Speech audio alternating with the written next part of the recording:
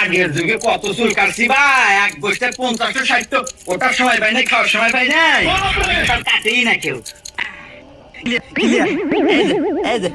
দেখো দেখো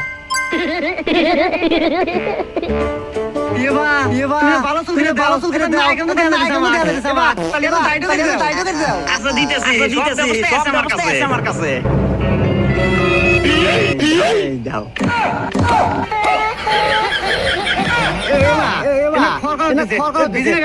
ব্যবস্থা নাই।